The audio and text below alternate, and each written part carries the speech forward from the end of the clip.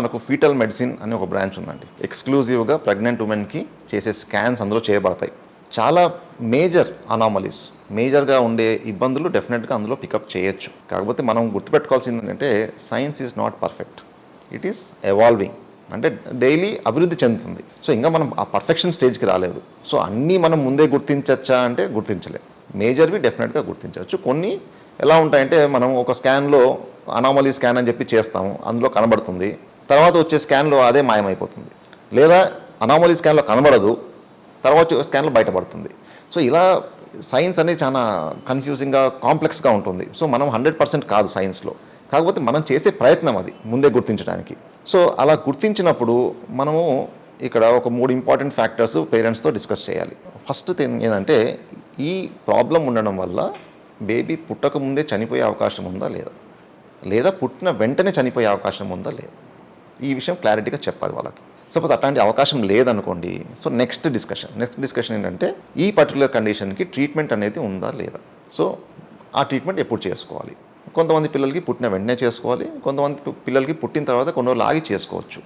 Third point వచ్చేసి what is the outcome. సరే treatment చేస్తే లైఫ్ ఎలా ఉంటుంది, what is the quality of life. So ఇందులో 2 రకాలు మళ్ళీ. ఒకటి మోర్టాలిటీ అంటాం. మోర్టాలిటీ అంటే ఆపరేషన్ చేసిన తర్వాత కూడా ప్రాణహాని కలిగే అవకాశం ఉంది, దాన్ని మోర్టాలిటీ అంటాం. ఇంకోటి మార్బిడిటీ అంటే ఆపరేషన్ చేసిన తర్వాత నియర్ నార్మల్ లైఫ్ ఇవ్వచ్చు.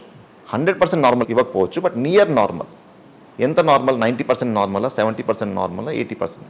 సో క్వాలిటీ ఆఫ్ లైఫ్ అనేది కొద్దిగా ఎఫెక్ట్ అవుతుంది.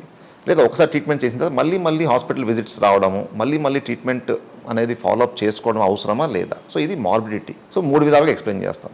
సో బేబీ పుట్టిన తర్వాత ఏమవుతుంది, దానికి ట్రీట్మెంట్ అనేది అవైలబుల్గా ఉందా లేదా, ఒకవేళ అవైలబుల్గా ఉంటే ట్రీట్మెంట్ చేస్తే లైఫ్ ఎలా ఉంటుంది, ఈ 3 విషయాలు డెఫినెట్గా పేరెంట్స్కి ఎక్స్ప్లెయిన్ చేయాలి. ఇంకా రిగార్డింగ్ బేబీని ఉంచుకోవడమా తీసేయడమా అంటే అబార్షన్ గురించి వచ్చేసరికి యాజ్ ఏ డాక్టర్ నేను ఆలోచించేది ఈవెన్ 1% ఛాన్స్ ఉన్నా నేను కాపాడే ప్రయత్నం చేయాలి.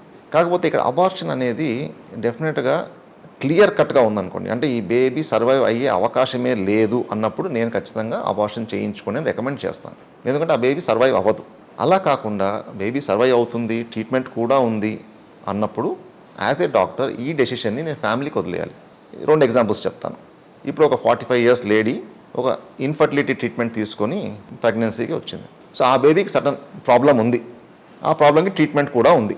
కాకపోతే ట్రీట్మెంట్ ఎక్కువసార్లు చేయించుకోవాల్సి వస్తుంది. ఆ మదర్ ఏమంటారు, నాకు ఈ బేబీ చాలా ఇంపార్టెంట్, పుట్టక నాకు ఒక బేబీ పుడుతుంది, ఆ బేబీకి చిన్న ప్రాబ్లం ఉందంటున్నారు, పర్లేదు, నాకు ట్రీట్మెంట్ ఉందా లేదా, ట్రీట్మెంట్ ఉంటే నేను ఈ బేబీని కనడానికి రెడీ, నాకు ఈ బేబీ కావాలి. Other side same problem, mother young mother 21 years or 24 years mother, first pregnancy వచ్చిందనుకోండి. ఆ మదర్ ఎలా ఆలోచిస్తారు, నేను చాలా యంగ్ కదా, నేను కావాలంటే ఇంకో బిడ్డను కంటాను, ఇట్లాంటి బిడ్డను ఎందుకు కనాలి అని ఆలోచిస్తారు. సో ఇక్కడ వ్యాధి మారలేదు, ట్రీట్మెంట్ ఆప్షన్స్ మారలేదు.